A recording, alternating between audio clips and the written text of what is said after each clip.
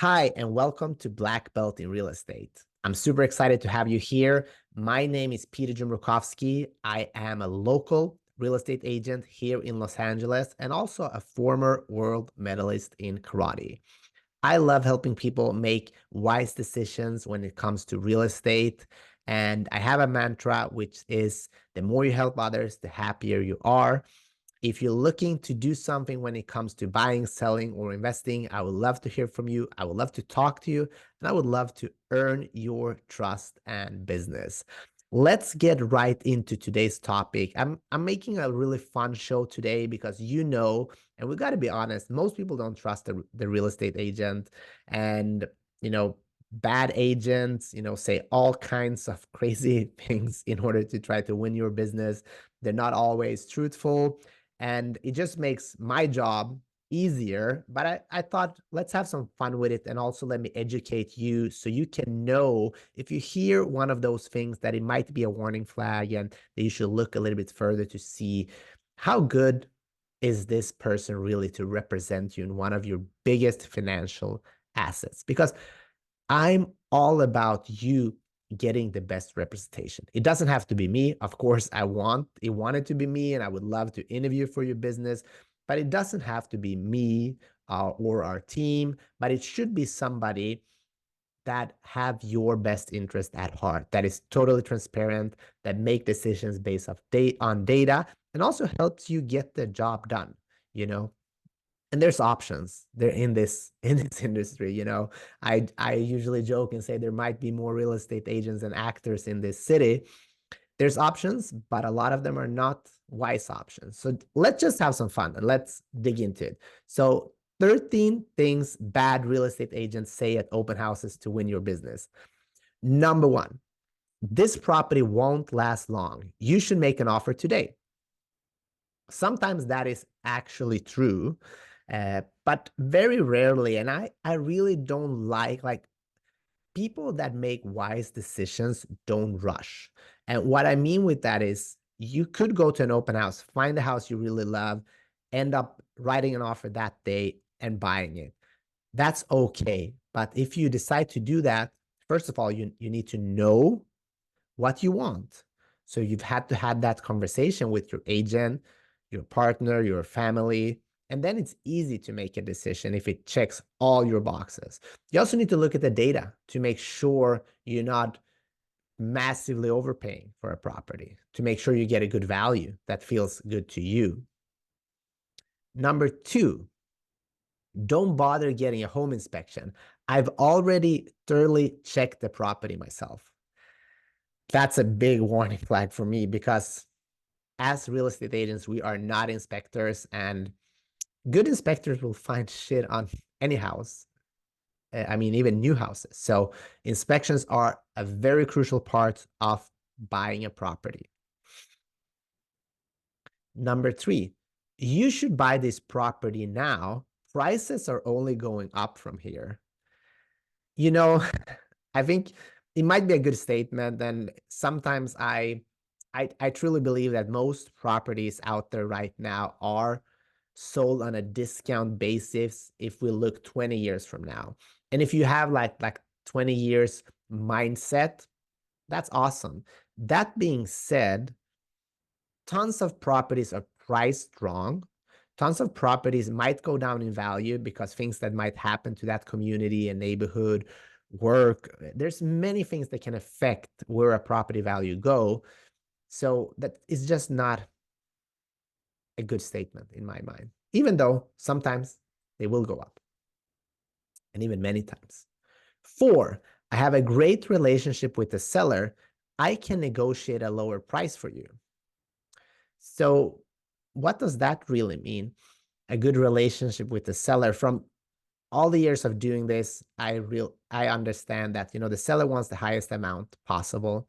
And having a good relationship with the seller is great. And dual representation, which means when you represent both buyer and sellers, can work, and it sometimes works very well. But it has to be a great agent who's very transparent in the communication and that everybody knows from the get-go what the expectations are. But just getting you a good price because you have a good relationship with the seller, it really doesn't mean anything. It just means that I want your business so I can double my income. And that's not what you want. You want somebody that's going to represent you fully. Number 5, trust me, this is the best deal you'll find in the area. When you hear that, just ask the question, what do you mean? And can you base that on data?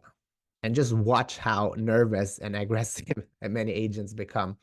So it might be the best deal you'll find in the area, but I highly doubt it because there's, developers and cash buyers that target, sellers and get crazy deals, which you can also. I actually have a house hunting campaign that I run for my clients. I only have a few clients that I do that for because it takes a lot of time and energy, but I do it for clients that are dedicated to me. And if you're interested in hearing more about the house hunting program, let me know.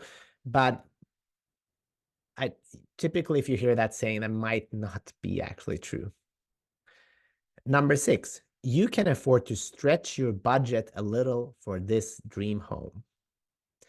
So I always recommend my clients to look very carefully at their finances because you don't want to be eating ramen for the next, 3 or 4 years just to get your dream house. You got to be conservative, and it's okay taking risks. I love taking risks, but I usually do calculated risks. So for an agent to say it's okay for you to stretch your budget, I don't know what that will come from because they're not a lender, they're not a financial advisor. Unless they're both your financial advisor and your lender, you should not listen to that. You should make your own opinion with, qualified professionals. Number 7, I wouldn't bother getting a second opinion. I know this market inside out. And I go to listing appointments all the time, and I've heard, sellers say that the other agents told me, you don't need a second opinion. I know this market inside out. I think that's, it's a pushy sales tactic. You always should get a second, and sometimes even a third opinion of great people in your area. And why is that? Because one of two things are going to happen when you meet with another person. It will either reinforce, that the person you were thinking about working with is the right choice, or you'll understand and see, wow, there's a better way for me to get the top results selling my property. So always get a second opinion.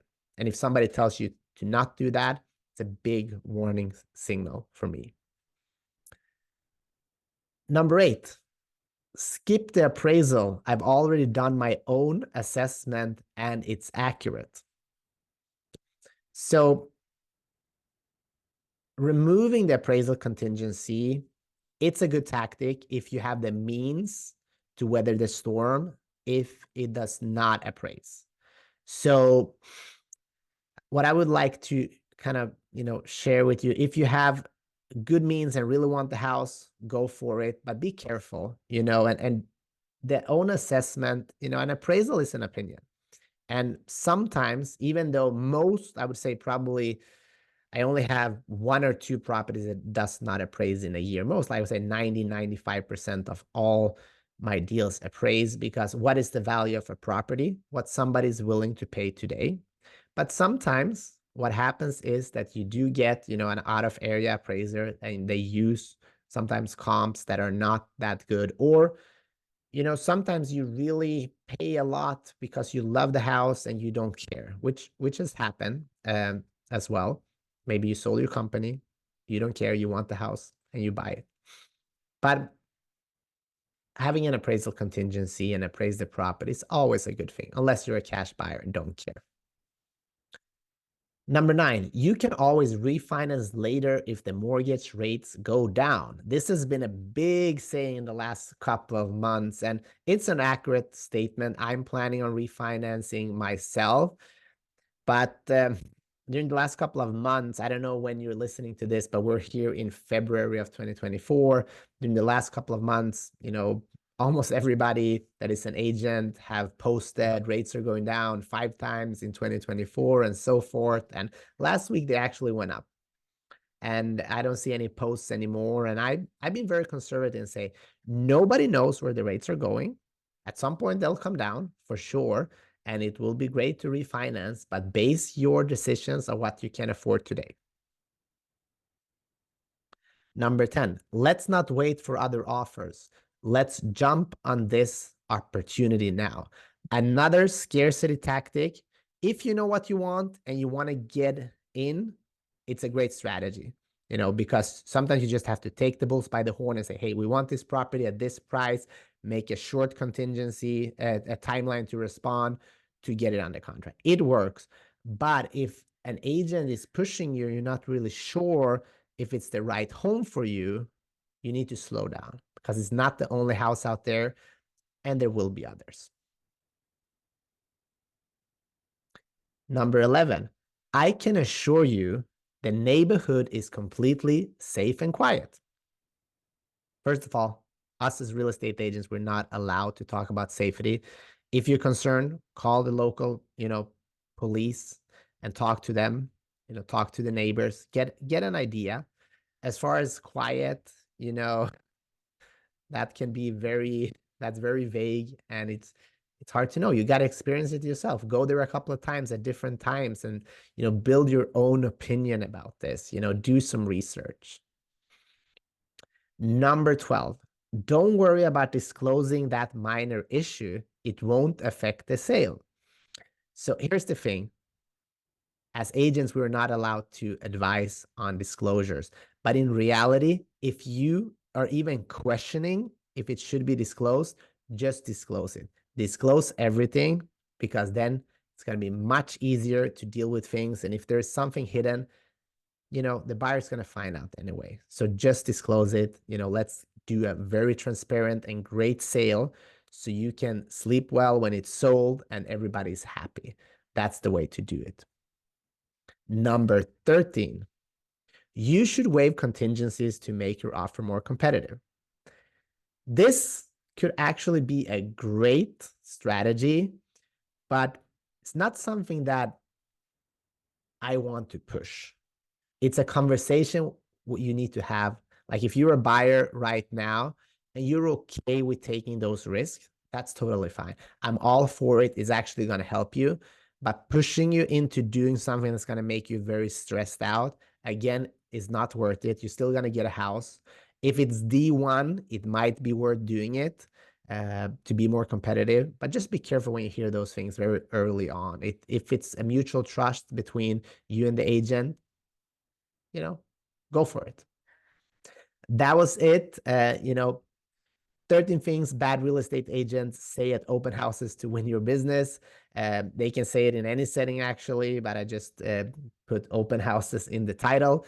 So reach out to me. Let me know what you think about the show. If you're thinking about selling, buying, investing here in LA and Southern California, please hit me up. I would love to interview for your business and share my thoughts on how we can help you. Thank you so much, and see you guys soon.